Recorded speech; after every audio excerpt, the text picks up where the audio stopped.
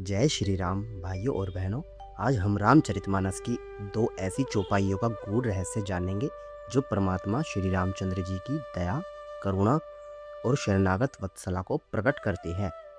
चौपाई है, कोटि विप्र बद लागे ही जाहू, आय शरण तजहो नहीं काहू, और सन्मुख होए जीव मोहि जभी, जन्म कोटि अघनाश ही तभी। इन चौपाइयों में भगवान श्री राम ने एक ऐसा दिव्य वचन देते हैं जो संसार के किसी भी धर्म ग्रंथ में दुर्लभ है।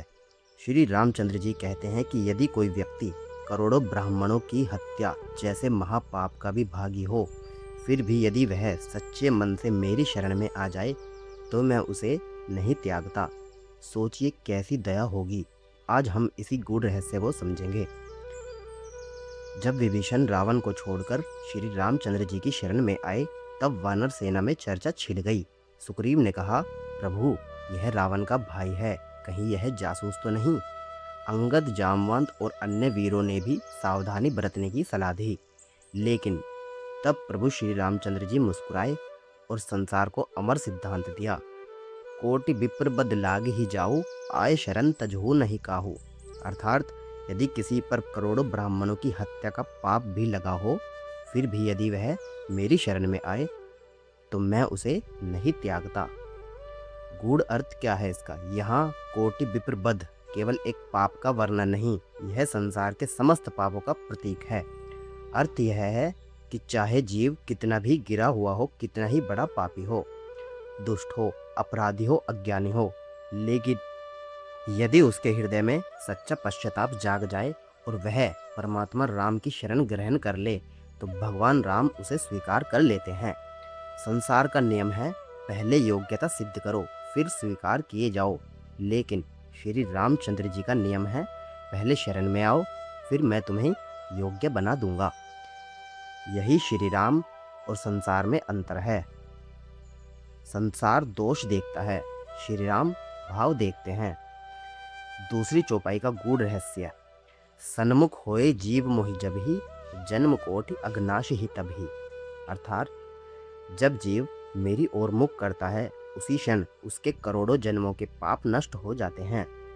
ध्यान दीजिए, यहाँ श्री राम जी ने नहीं कहा 100 वर्ष तप करो, हजारों यज्ञ करो।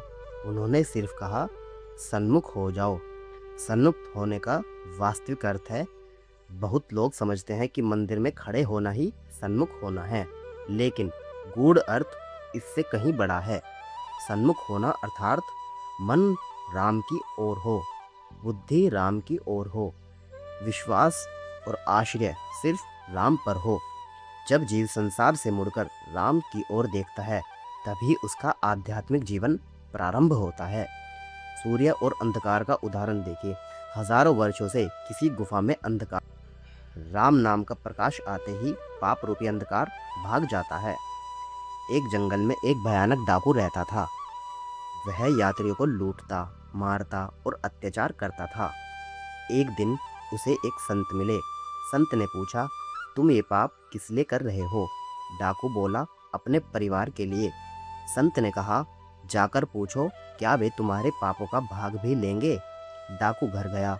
पत्नी ने कहा, मैं भोजन में भागीदार हूँ, पाप में नहीं। बच्चों ने भी यही कहा। उसका हृदय टूट गया। वह रोता हुआ संत के पास लौटा। संत ने उसे राम नाम दिया। वही डाकू आगे चलकर महान ऋषि बन गए। यह कथा हमें बताती है, जब जीव वास्तव में राम की ओर मुड़ता है, तब उसका भाग्य बदल जाता है। भगवान न्याय भी करते हैं, लेकिन उनकी करुणा न्याय से भी बड़ी है। रावण का विनाश हुआ क्योंकि उसने शरण नहीं ली। विभीषण का कल्याण हुआ क्योंकि उसने शरण ले ली। दोनों भाई थे, एक ही कुल के थे, लेकिन परिणाम अलग अलग हुआ। क्यों? क्योंकि एक ने अहंकार चुना और दूसरे ने शरण। शरणागति का सबसे सरल मार्ग राम नाम है। जब कोई श्रद्धा से राम राम कहता है, तो वह धीरे धीरे प्रभु श्री रामचंद्र जी की ओर बढ़ने लगता है। कलयुग में यही सबसे सरल साधन है। राम नाम जीव और परमात्मा के बीच पुल है। इन चौपाइयों में श्री राम स्वयं बता रहे हैं कि उनका वास्तविक स्वरूप केवल अयोध्या के राजा नहीं है, वे परम ब्रह्म हैं। क्योंकि केवल परम ब्रह्म ही करोड़ों जन्मों के पापों का नाश करने की शक्ति रखते हैं। साधारण देवता वरदान दे सकते हैं, लेकिन जीव को पूर्ण शरण और मोक्ष देने की सामर्थ्य परमात्मा में ही होती है। और यह भी याद रखना कि सन्मुख होए जीव मोहि जभी, जन्म कोटि अगनाश ही तभी। श्री राम पाप नहीं देखते, सिर्फ शरण और श्रद्धा देखते हैं। वे अतीत नहीं देखते, वर्तमान का भाव देखते हैं। जो एकदम राम की ओर बढ़ता है, राम 1000 कदम उसकी ओर बढ़ते हैं। इसलिए आज से संकल्प ने, चाहे कैसी भी परिस्थिति हो, राम नाम जाप नहीं छोड़ेंगे। क्योंकि जिस जीव पर श्री राम जी की कृपा होती है, उसके करोड़ों जन्मों का अंधकार मिट जाता है, उसका जीवन प्रभु के प्रकाश से भर जाता है। और आपने एक चौपाई ज़रूर सुनी होगी कि जा पर कृपा राम की होई, ता पर कृपा करे हर कोई। यानी जिस पर परमात्मा राम की कृपा हो गई, तो अन्य सभी भगवान और देवी देवता तो उस पर कृपा करने पर मजबूर हो जाते हैं, क्योंकि सभी परमात्मा राम को ही जपते हैं। बोलिए सियावर रामचंद्र भगवान की जय। तो यह गूढ़ जानकारी अच्छी लगी हो तो वीडियो को लाइक करें, शेयर करें और कमेंट में जय श्री राम अवश्य लिखें।